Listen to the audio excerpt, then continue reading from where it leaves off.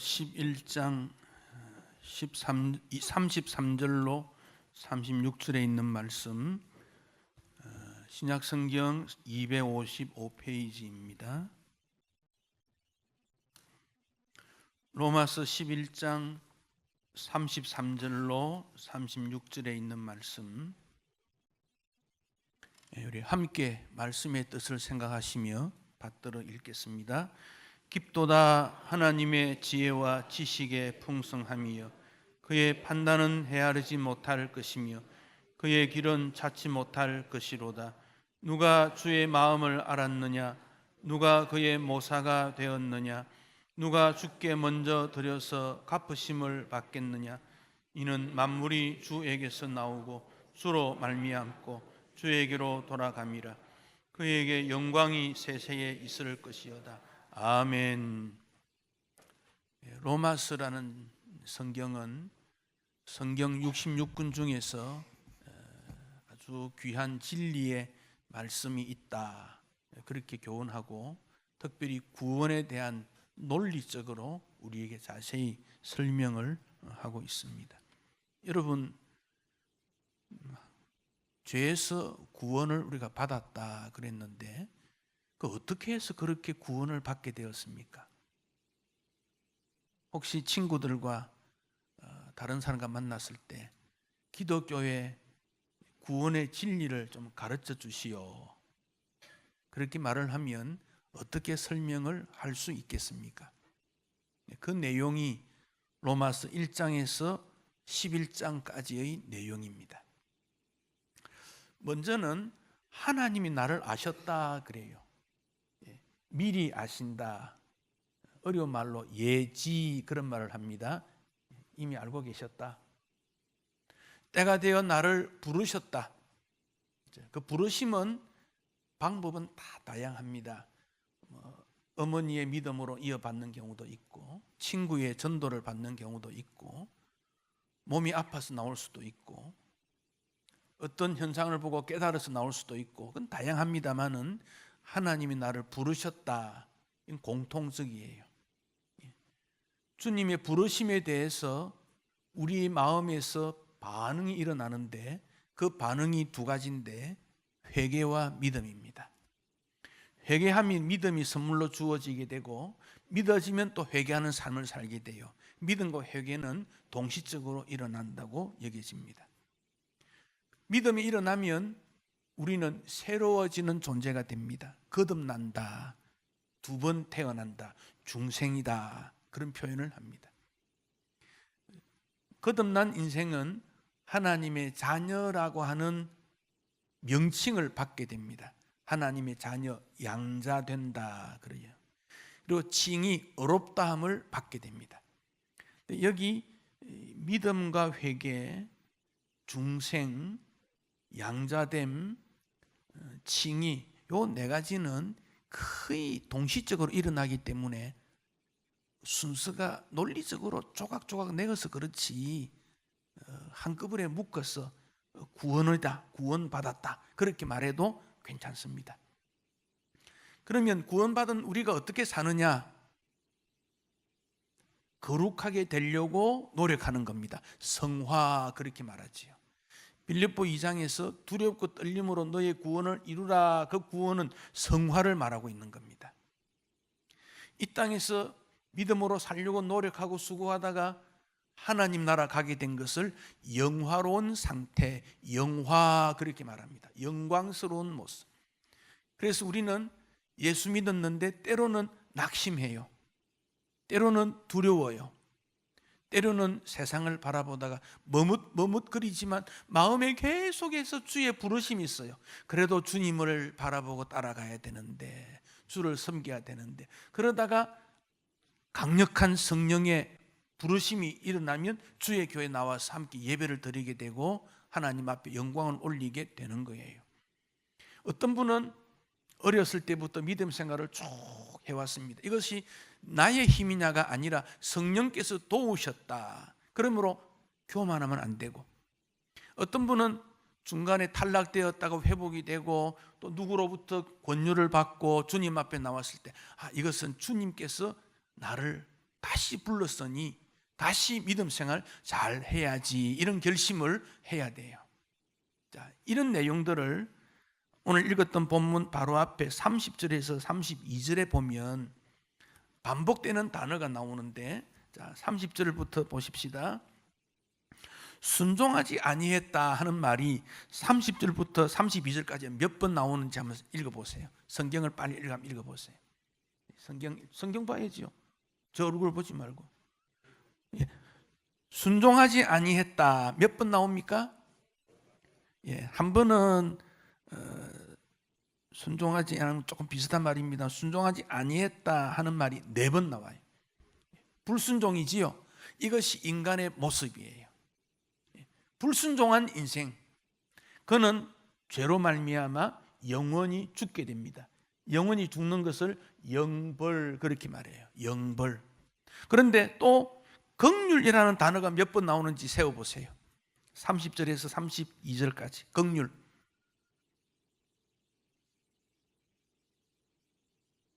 몇 번 나옵니까? 4번. 그렇습니다. 긍휼은 사랑으로 표현할 수도 있고 자비로 표현할 수도 있고, 은혜는 조금 거리가 먼 단어지만 은혜도 돼요. 그러니까 긍휼은 사랑, 자비 여러 가지 표현이 되는데, 긍휼하심으로 우리가 구원을 받게 된 거다. 그러므로 우리는 하나님의 구원에 대해서 겸손한 마음으로 주님 앞에 감사의 영광을 올려드릴 수밖에 없다. 우리는 불순종했는데, 죄 가운데 살았는데 주의 긍휼하심으로 하나님의 자녀가 되었다. 이게 구원이에요. 어렵지 않아요. 여러분 자신이 불순종했는데, 불순종이 뭡니까? 죄를 지었다, 부정한 일이 있었다, 부패한 일이 있었다, 불순종했다, 이런 것이 다 포함되는 것이지요. 그러나 우리 주님의 긍휼로 구원을 받게 되었다. 이것을 믿으면 아멘 하십시오. 예, 이게 구원이에요. 어렵지 않아요. 이것을 로마서 1장에서부터 11장까지 쭉 설명을 했어요. 그리고 오늘 읽었던 33절에 그 내용을 알고 바울이 깊도다, 하나님의 지혜와 지식의 풍성함이여 놀랍다, 하나님의 구원을 이렇게 깊고 오묘하구나, 감탄사를 올리고 있습니다. 이것을 구약에서 들어가 보면 하나님을 아는 지식이 세상에 충만하게 될 거다, 이런 표현을 했어요. 이사야 11장 9절에 보면 나의 거룩한 산 모든 곳에는 해됨도 없고 상함도 없을 것이니 이는 물이 바다를 덮음 같이 여호와를 아는 지식이 세상에 충만할 것이다. 나의 거룩한 산 모든 것, 예수 그리스도의 공의로운 통치가 이루어지는 곳, 거기는 해되는 것도 상함도 없다. 물이 바다를 덮은 같이, 여러분 물이 바다를 덮을 경우에 그 바다에는 빈 공간이 없어요. 물이 가득한 곳에 공간이 어디 있습니까? 공기가 좀 있으면 볼볼 다 올라와 버리지. 가득하듯이 하나님의 지식, 하나님을 아는 지식이 충만하게 될 것이다. 거기 어딜까요? 천국이에요. 천국에는 여호와 하나님을 아는 지식이 가득하게 되는 것이에요. 그 천국이 이 땅에 나타나는 곳이 어딘가? 교회입니다.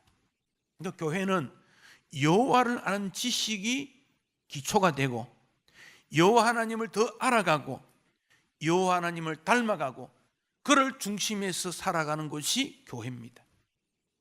그러나 지상교회는 불완전합니다. 목사도 그렇고 장로도 그렇고 모든 교인들이 부족합니다.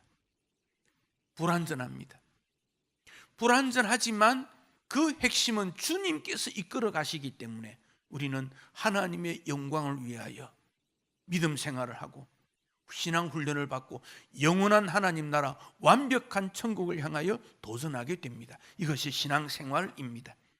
그런 가운데 하나님을 알아가는 기쁨이 우리에게 일어나게 됩니다.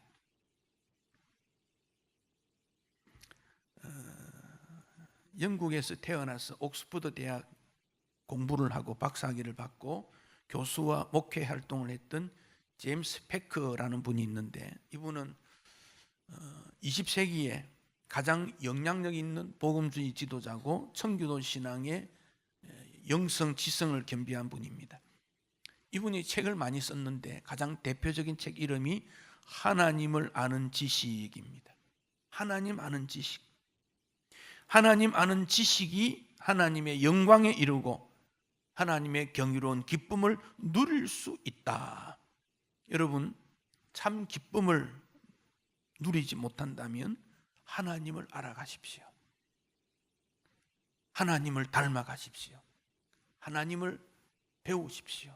하나님 앞에 나아가야 됩니다. 오늘 우리가 주님 앞에 나오는 것은 그 여호와 하나님을 알기 위함이고 그분을 통해 영광을 받기 위함이지요. 그 하나님 아는 것을 예수님의 제자 요한은 영생이다 그리 말했어요. 영생이다. 요한복음 17장 2절에서 영생은 아버지께서 아들에게 주신 모든 사람에게 영생을 주시는 그것은 참 하나님과 그가 보내신 예수 그리스도를 아는 거다. 그 영생은 뭐냐? 하나님 아는 거다. 여기 안다는 말은 지식적으로 안다는 것보다는 삶을 통해서 점점 하나님을 닮아가는 것을 말하고 있습니다. 그래서 영원한 삶을 우리에게 선물로 주었고 우리에게 복이 되는 천국이 우리에게 주어진 것, 그걸 줄이면 영생복락이라. 영생복락이라. 신앙생활은 뭐냐? 영생복락의 삶입니다. 성경은 하나님이 어떤 분인가를 알려주고 하나님을 가까이 가라고 말씀하기 때문에 우리가 성경을 배우고 말씀을 듣고 읽고 하는 것이지요. 주전 8세기경에 지금부터 한 2800년 이전이지요. 그 당시에는 이스라엘의 남북으로 나누어지는데 북쪽의 첫 번째 왕은 여로보암이에요. 근데 그 여로보암 네 번째 왕이 또 여로보암이에요. 그래서 그가 여로보암 2세입니다. 그때가 북이스라엘이 가장 왕성할 때입니다. 그런데 나라는 왕성한데 부패와 우상 숭배가 가득했습니다. 영적으로 어두워졌습니다. 그래서 아모스 선지자가 말합니다. 오라, 우리가 여호와께로 돌아가야 된다. 왜 부패와 우상 숭배로 살아가느냐? 이렇게 살아서는 안 된다. 여호와께로 돌아가자. 호세아 선지자가 외칩니다.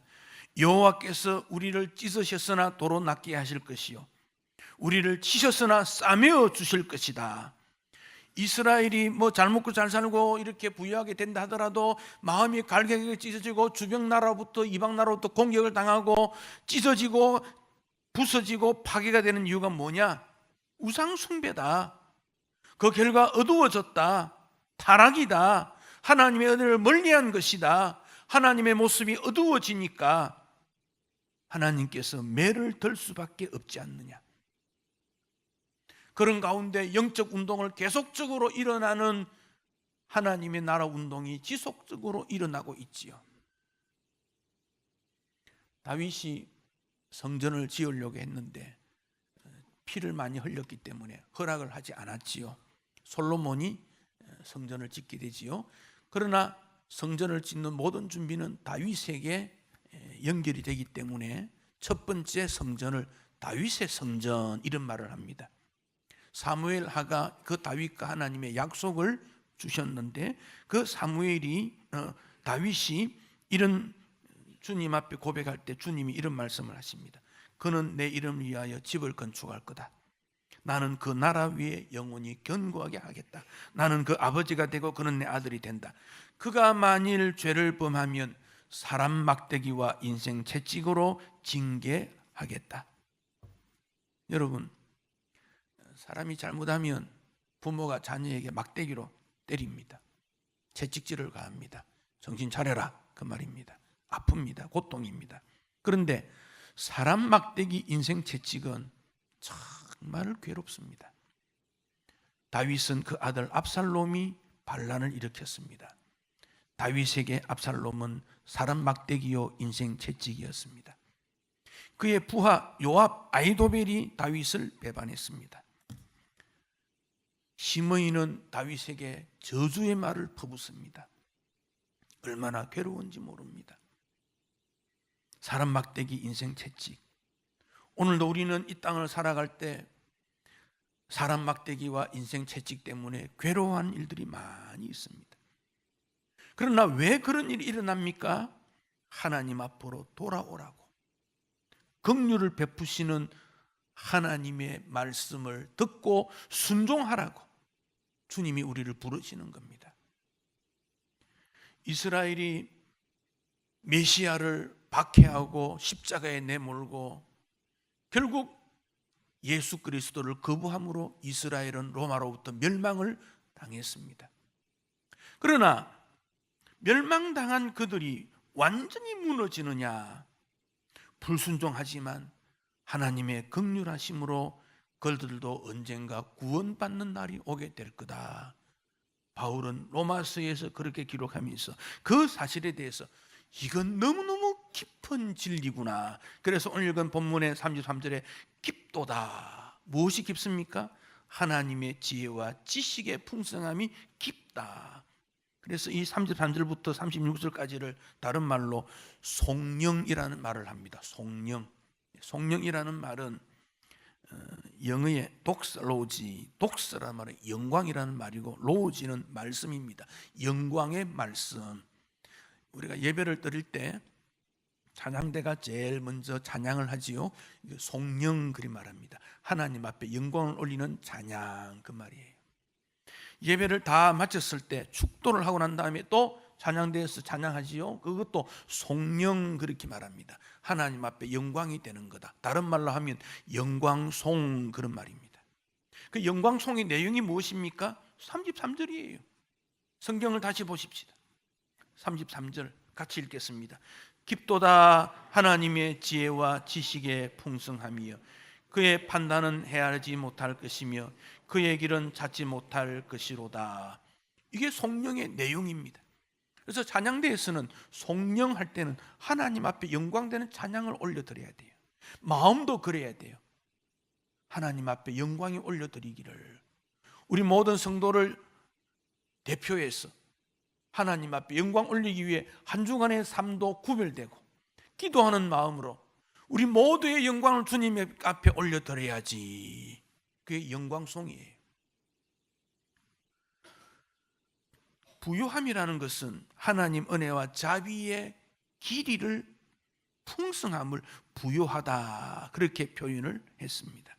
여러분, 예수님의 십자가를 누가 계획했습니까?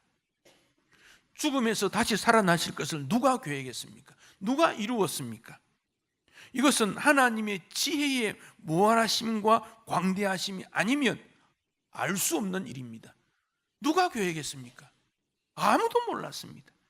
그러므로 지혜와 지식이 풍성하다, 그리 말했습니다. 하나님의 완벽한 준비에 깜짝 놀랐다는 것입니다. 그러면서 34절과 35절에 세 가지 질문을 던집니다. 34절, 누가 주의 마음을 알았느냐? 누가 주님 생각을 알았겠느냐? 오, 하나님의 중요한 지혜와 지식을 누가 알았다는 말이냐? 아무도 몰랐다는 겁니다. 누가 그의 모사가 되었느냐? 의논 상대냐? 그 말입니다. 상담해 주었느냐? 아이디어를 줬느냐? 그 말입니다. 아무도 준 사람이 없다. 누가 주께 먼저 드려서 갚으심을 받겠느냐? 우리가 주님 앞에 무엇을 드려서 주님께서 감사한 마음으로 담례로 구원을 일으켜 준 것이 아니다, 그런 말입니다. 우리가 어떤 것을 주님 앞에 올려드린다 할지라도 주님의 은혜의 구원에 대해서 가치를 비교할 수 있는 것은 아무것도 없다, 그런 말씀입니다. 그러므로 36절, 이는 같이 읽습니다. 만물이 주에게서 나오고 주로 말미암고 주에게로 영광이 돌아감이라. 그에게 영광이 세세에 있을지어다. 아멘. 이 부분을 칼빈은 자기의 가장 중요한 신학의 모토를 삼았습니다.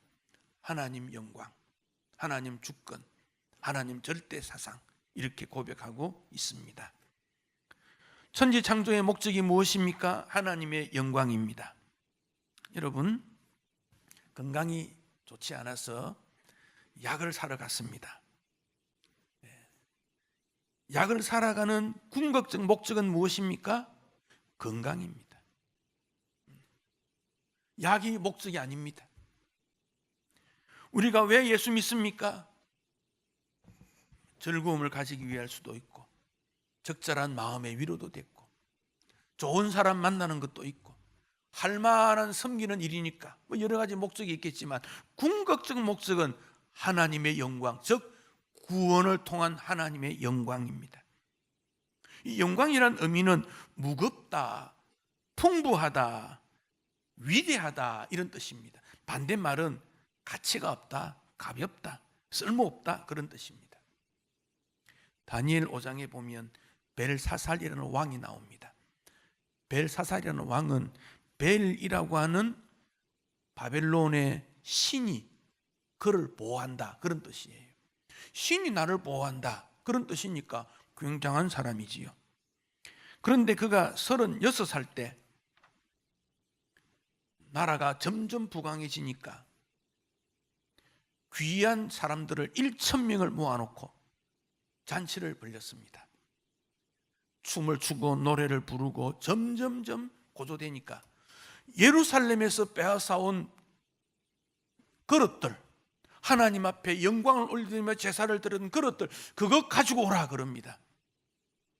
그걸 가지고 와서 탁자 위에 올려놓고 거기에다가 술을 붓고 음식을 넣고 나누어 먹습니다. 그리고 금이나 은이나 동이나 철로 만든 신들을 찬양하며 잔치를 벌이고 있는데 한쪽 벽에 손이 나타나가지고 글을 썼습니다. 메네 메네 데겔 우바르신, 글이 하나 나타났습니다. 여러분, 우리 하나님은 어떤 메시지를 우리에게 전해줄 때 말씀으로 나타나지, 때로는 천둥이나 번개나 뭐 여러 가지도 있겠지요. 그러나 말씀으로 나타납니다. 그래서 말씀의 하나님이라 그래요. 메네 메네 데겔 우바르신 나타났는데 아무도 해석을 못해요. 그때 다니엘이 잔치 자리에 없었습니다. 그는 거기 싫어하니까 혼자 있는데 다른 사람을 통해서 다니엘을 오라고 그럽니다. 다니엘이 그걸 보고 해석을 해줍니다. 메네 메네 데겔 우바르신, 무게를 재었는데 너무 가벼워서 나누어진다. 저울에 얼렸더니 가볍다 그런 뜻입니다. 이걸 우리나라 말로 만약에 표현한다면 이런 뜻이에요. 5만 원짜리가 만 원짜리 되고, 만 원짜리가 천 원짜리 되고, 천 원짜리가 10원짜리 된다 이 말이에요. 점점점 작아져서 분할돼 없어진다. 바빌론은 결국 그날 밤에 전쟁으로 말미암아 메대라는 나라에 의해서 몰락을 당합니다. 벨사살이 그걸 알았다면 그걸 했겠습니까? 왜 그렇습니까? 자기가 영광을 거두기 위해서 1,000명 귀인들을 모아 잔치하며 자기가 영광을 받는 그때 우리 하나님께서는 심판을 하게 된 겁니다. 여러분, 영광은 하나님께, 인간이 아니다. 이번에 교회를 건축하는 과정에 일하시는 분들을 쭉 제가 만나보니까 수고에 대한 격려도 하자, 감사도 하자, 또 아니다, 어떤 경우에라도 우리 사람은 좀 섭섭할 수 있고 우리 사람은 좀 이렇게 저렇게 할 수 있지만 하나님 앞에 영광되는 것이 우리의 목적이다. 저는 그것을 교회 일하는 분들 통해서 쫙 읽어보면서 믿음이 바르구나, 훈련 잘 받았구나, 하나님께서 영광 받으시겠다, 가치가 있겠다, 이걸 생각했습니다. 연세 드신 분들이 교회 와서 청소를 하는데 그냥 대충 하는 것이 아니라 흠집 하나까지 전부 또 생기더라도 닦고 또 닦고 지나고 난 다음 또 닦고. 왜? 하나님의 영광이 이런 작은 일을 통해 나타나는 게 아니냐. 저는 감사한 마음을 가졌습니다. 이게 믿음이구나. 하나님 앞에 예물을 드리며 주의 영광 위해서 나에게 있는 것 작은 것이지만 이거라도 주님 어떻게 하면 좋겠다. 하나님의 영광입니다. 이 하나님의 영광이 사람에게 표현되면 탁월함, 존귀함, 존경받음, 가치 있음 이렇게 됩니다. 그러므로 하나님 앞에 영광을 위한 여러분은 가치가 있고 탁월한 분들이요 존경받을 만합니다. 여러분 자신은 귀한 분들입니다. 누가 예수님이 보혈의 피를 흘려 여러분을 사서 천국 백성으로 삼았으니 여러분은 귀한 분입니다. 이 땅에서는 여러분을 무시하는지도 모르겠습니다. 함부로 대하는지 모르겠습니다. 그러나 주님은 그렇게 하지 않습니다. 귀한 분들입니다. 그러므로 우리 서로가 귀하게 여겨야 되고 이 교회를 찾아오는 모든 분들은 존귀함을 받고 도와드려야 될 분입니다. 그래서 우리는 다 귀하게 여겨야 됩니다. 가치 있다 그런 말입니다. 그 하나님의 영광이 하나님의 무한한 지식, 무한한 거룩성, 무한한 기쁨, 무한한 평강, 무한한 행복으로 나타나는데 이것이 우리에게도 그대로 나타나고 있습니다. 에베소서 보겠습니다. 성경을 보십시다. 에베소서 2장 7절 신약성경 310페이지 에베소서 2장 7절 말씀 같이 읽습니다. 이는 그리스도 예수 안에서 우리에게 자비하심으로써 그 은혜의 지극히 풍성함을 오는 여러 세대에 나타내려 하기 위함이다. 여러 세대 우리 모두에게 하나님은 풍성한 자비하심이 나타나게 된다. 3장 8절을 보겠습니다. 에베소 3장 8절 같이 읽습니다. 모든 성도 중에 지극히 작은 자보다 더 작은 나에게 이 은혜를 주신 것은 청량할 수 없는 그리스도의 풍성함을 이방인들에게 전하게 하시고 청량할 수 없는 그 풍성함을 우리에게 주셨다. 3장 18절을 보겠습니다. 18절 19절 같이 읽습니다. 능히 모든 성도와 함께 지식에 넘치는 그리스도의 사랑을 알고 그 너비 길이 높이 깊이가 어떠함을 깨달아 하나님의 모든 충만하신 것으로 너희에게 충만하게 하시기를 구하노라. 아멘. 여러분 하나님 사랑의 넓이 길이 높이 깊이가 어떤 것을 깨달아서 여러분에게 충만한 역사가 일어나기를 축복합니다. 그 하나님은 사랑받기를 원하십니다. 그 하나님과 가까이 가는 것이 거룩의 도전입니다. 즉 하나님은 나의 아버지시고 나는 주님과 함께함으로 인생은 행복해지고 풍요로움을 느끼게 됩니다. 자, 부부가 있습니다. 부부 사이에 말하지 못할 어떤 사연이 있다면 거리가 있습니다. 말 못할 사연이 있다면. 그런데 어느 날 말 못한 사연을 터뜨렸습니다. 두 사람 다 마음이 아팠습니다. 눈물을 흘리며 그런 아픔이 있었구나. 아이고 내가 미안해요. 두 사람이 연합이 돼버렸어요. 만약 말 못한 사연을 지속적으로 갖고 간다면 두 사람 사이는 계속적인 평행선을 그었을 거예요. 그런데 말 못한 사연을 털어놓으니까 감사주고 위로하고 야단을 쳤지만은 하나가 됐습니다. 하나님과 나 사이에 말 못할 사연이 있으면 연합되지를 못해요. 하나님과 나 사이에 거리낌이 있으면 연합이 되지 못해요. 하나님 이것 잘못했어요. 하나님 이것 잘못했어요. 고백하고 하나님이 용서해 주시고 불순종했어요. 긍휼을 베풀어 주시고 그 연합이 되겠어요. 이게 신앙생활이에요. 그래서 바울은 이야 깊다. 하나님의 지식을 아는 부유함 지혜는 너무도 깊구나. 이 모든 것을 어떻게 주님이 다 이루어 주셨을까? 사랑하는 성도 여러분, 신앙생활은 무엇인가? 하나님 중심이고 하나님 영광이다. 나를 통해 하나님이 영광이 되고 내 하는 일을 통해 하나님 영광이 되고 내 생각을 통해 하나님의 영광이 되고 이 교회를 통해 하나님의 영광이 될 때 그 하나님을 아는 지식이 온 세상에 가득하게 될 것이다. 물이 이 땅을 덮는 것처럼 하나님의 영광이 가득한 날이 오게 될 것이다. 그 날이 언제일까요? 주님 재림하시는 날 그런 일이 오게 될 것입니다. 이곳에서 믿음 생활 잘해서 하나님의 영광을 바라보고 여러분도 영광된 하나님의 백성과 일꾼 되시기를 축복합니다.